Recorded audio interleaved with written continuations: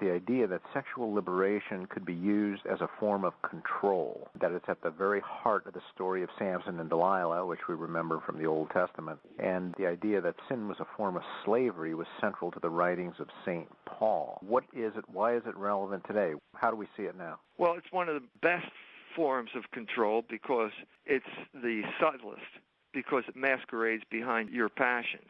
So what it is basically a manipulation of human passion. And human passion is powerful, and it blinds you to the fact that you're being manipulated. So that's the first thing. And the second thing is that, now this is a question, I don't know whether people are blind or whether we're talking about deliberate repression of people who understand the story, but the culture is absolutely adamant in not allowing any type of explanation of pornography along these lines. There is absolutely no discussion whatsoever along these lines. And so the only thing you're allowed to talk about is freedom. So if you're against pornography, you're against freedom. This is the way the debate has been managed for over 50 years now. Let's say 50 years from the Roth decision. And what was the Roth decision? It was just an obscenity decision that basically opened the floodgates to pornography in 1957. Pornography, free sex. Because up until this time, pornography had never been considered a First Amendment issue.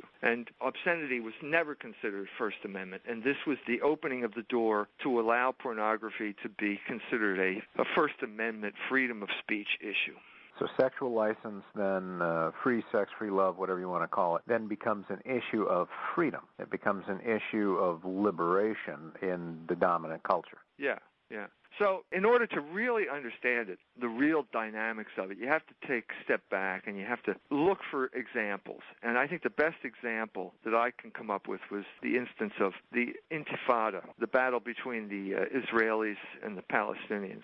In 2002, the Israeli military force marched into Ramallah. And after they did that, they took over the TV stations, which is pretty much standard procedure. But after they did that, something unusual happened. What was that? They started broadcasting pornography over the TV stations. Oh, they're liberating them. Well, this leads you to a question of, well, why were they doing that? Now, I've mentioned this in talks I've given in Europe and Africa and in the United States, and in two of those three instances, there were Palestinians in the audience who came up to me and said that they were there when it happened and told me details about it that I didn't know. For example, that there were snipers on the roof of the hospital in town, and they imposed a curfew, and if you went out, you got shot. So you had to stay in the house, and when you stayed in the house, the only source of information you had was the television, and the television is now broadcasting pornography. All the stations but one got taken over, and the one station that didn't get taken over broadcasting, well, there's little bands across the bottom of the screen that they've been taken over by the Israelis, and they're broadcasting pornography. So, this is not something we're doing. It's beyond our control. So the question is, why did they do that? And if you go to the American contemporary culture and you look for an explanation for the purpose or the reason for pornography or what pornography means, there were two fairly recent cultural artifacts that explain it for you. One is called The People vs. Larry Flynt, Hollywood movie, and the other one was called Boogie Nights. And both of these appeared around the early 90s, and they appeared at that particular time for a particular reason. That's because at that time Congress was debating something called the Communications Decency Act, which was whether to allow pornography on the Internet. And this was the pornography industry's cultural offensive to make sure that they were allowed to use the Internet to distribute pornography. So you go to a movie like The People vs. Larry Flynt, and Woody Harrelson, for some reason, they picked him to play Larry Flynt. And during the course of the movie, he says that no one is free in this country unless I'm allowed to produce pornography.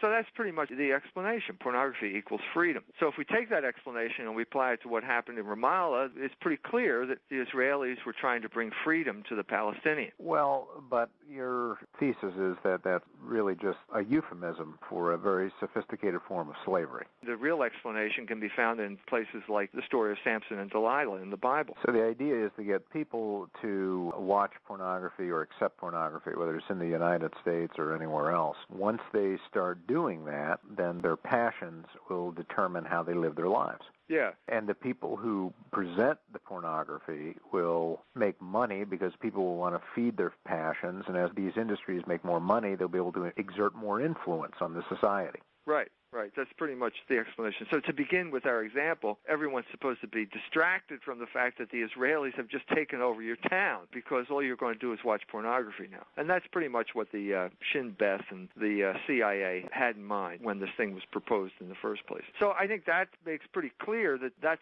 the military application of pornography. It's a weapon in cultural warfare. And the group that controls the pornography ultimately ends up controlling the mind of the country where they have settled in. Yeah, you mentioned something about culture, and culture is a very important aspect of human life, and it's also a very, I guess you could call it, like Clausewitz would call it, a center of gravity to certain people. It would be kind of one of their resources that holds them together, and if you can corrupt that or change that, then you can control them.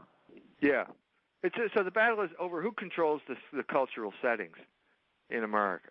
Now, this battle wasn't necessarily fought by a political regime. It seems like what you're saying, that there was industry that was involved, there was academe that was involved, and occasionally it would spill over into the legal or the political arena. Is that pretty accurate? Yeah, I think that what we're talking about is moral and pre-political. In other words, if you can control this aspect, then the politics sort of follows naturally from that. Because, first of all, you've established the parameters of control. You've established the idea that control is something that is acceptable. Mm-hmm. And it's acceptable because it's not perceived as control. No one perceives of this as control. Everyone, there's the libertarian argument, like, well, if you don't like it, well, change the channel. This type of thing. And that's not the issue. The issue is who gets to determine what's on the channel in the first place. And once you get that, once you control that, then the other stuff just sort of falls into place naturally. And that was the genius of the people who were involved in this thing. They knew that the moral, let's say, sexual settings preceded the cultural settings, and the cultural settings preceded the political settings. Hmm.